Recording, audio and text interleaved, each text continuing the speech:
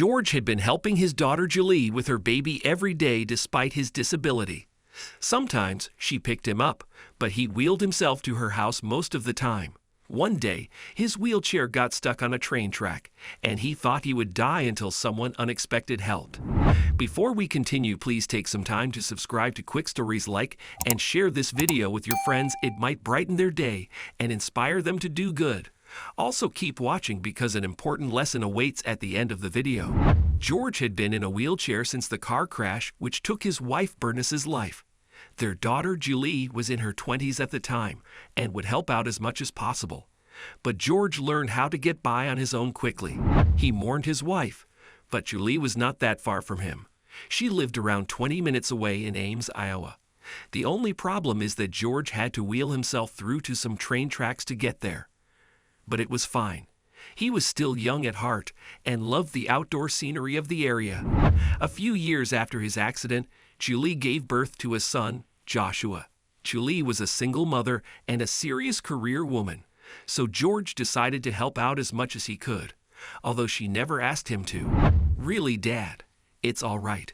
I can do it on my own, or I can hire a sitter," Julie told him after he spent the entire day watching Joshua. "Darling, what else am I going to do all day? Why spend money on a stranger when I can be here with my grandson?" George responded. "Well, it takes you 20 minutes to wheel yourself here. You might feel young, Dad, but you're in your 50s already. That's a huge effort, and I'm sorry, but I can't pick you up every day too," Julie explained, exasperated with her father. "Don't worry about me. The exercise is good, and it's not a dangerous road at all," her father continued. "Yeah, not dangerous at all. There's only a big railway there, and you might get crushed by a train," Julie said sarcastically. "Again, it's fine. In any case, the train is never there when I pass, so it's not a problem," George added and cooed at Joshua as he fed him that morning. A few times a week, Julie drove Joshua to her father's house so he could babysit in his house.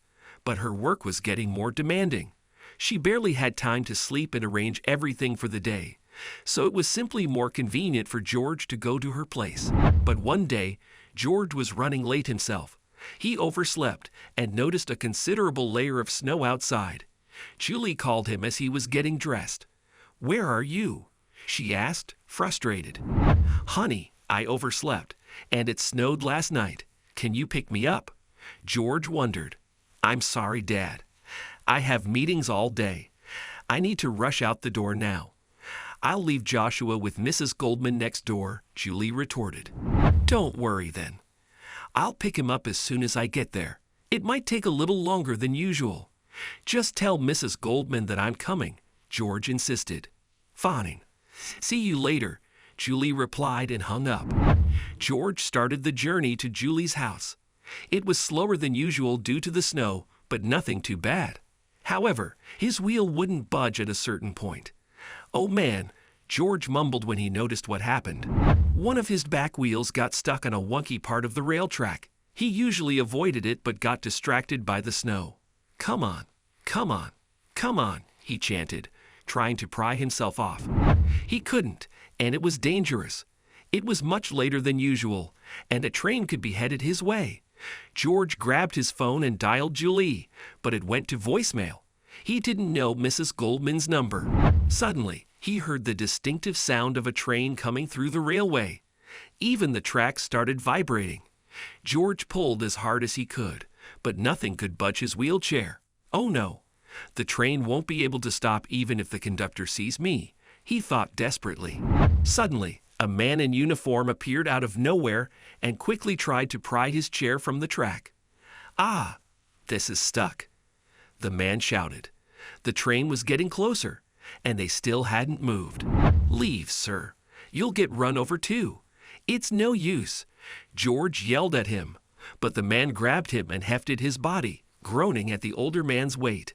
They both fell on the snowy ground next to the track just as they heard the crunch of the wheelchair as the train crushed it. Both men were breathing heavily as George looked at his savior. "Thank you. Thank you so much. I didn't even see you coming, but thank you," he gasped. "Don't mention it, sir. It's my job. I'm Police Officer Daniel Bradford, the cop explained. It's nice to meet you. I'm George, he replied. Why were you out in this weather? And why didn't you take a better route? Going through the tracks is so dangerous. Officer Bradford reproached him. It's the shortest way to reach my daughter's house. I'm supposed to watch my grandson today, but I woke up later than usual, and the snow, well, it makes everything worse, George added. You shouldn't have asked her to bring the kid to your house, the officer suggested. She used to do that, but her work has been so hectic. She has no time, George explained. Yeah, well, I bet she'll find the time when you tell her what happened today. Come on, let's get you on my back and to the squad car. I'll drive you to her house, Officer Bradford stated. A few minutes later, they arrived at Julie's house. Mrs. Goldman had spotted the cop car from her window and came out of her house. She was carrying Joshua. Oh my God, what happened? She gasped. They explained everything, and she told Officer Bradford not to worry because she would take care of George and the baby. George told her he was fine, but Mrs. Goldman insisted. Julie called a few hours later after her meetings ended. George told her what happened, and she left work immediately. Dad, are you all right? I can't believe. Oh my God, Julie bellowed and started crying on his shoulders. It's ok, Julie. I'm ok. Don't worry, George comforted her. No, it's not ok. That's it. You're moving in with me. No more wheeling yourself over those tracks. And I'm getting an automatic wheelchair too.